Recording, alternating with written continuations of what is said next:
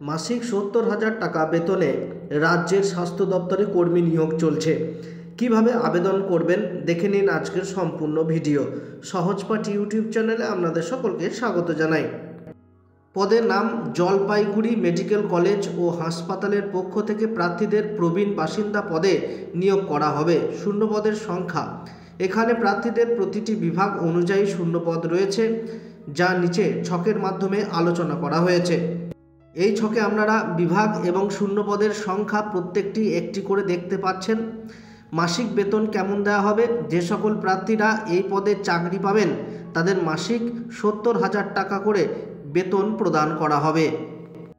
কি কি যোগ্যতা প্রয়োজন? জলপাইগুড়ি মেডিকেল কলেজ ও হাসপাতাল নিয়োগ 2024 এর উল্লেখিত পদ আবেদন করার জন্য প্রার্থীদের এমডি, এমএস, ডিএনবি ডিগ্রি অর্জন করতে হবে।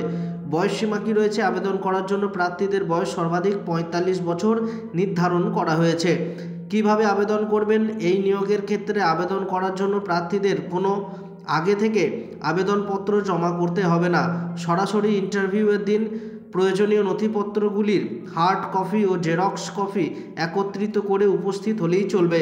প্রয়োজনীয় নথিপত্র কি লাগবে? শিক্ষাগত যোগ্যতার শংসাপত্র, জন্ম সার্টিফিকেট, আধার বা voter card, passport size photo, এগুলো লাগবে। ইন্টারভিউয়ের তারিখ হচ্ছে 20/12/2024। ইন্টারভিউয়ের স্থান আপনারা দেখতে পাচ্ছেন।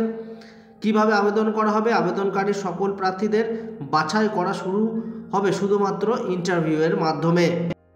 আপনারা অফিসিয়াল ওয়েবসাইট দেখতে পাচ্ছেন, অফিসিয়াল যে নোটিফিকেশন এসছে সেটা আপনারা দেখে নিন এবং চ্যানেলে নতুন হলে অবশ্যই চ্যানেলটিকে সাবস্ক্রাইব করতে ভুলবেন না। ভিডিওটি দেখার জন্য আপনাদের অসংখ্য ধন্যবাদ।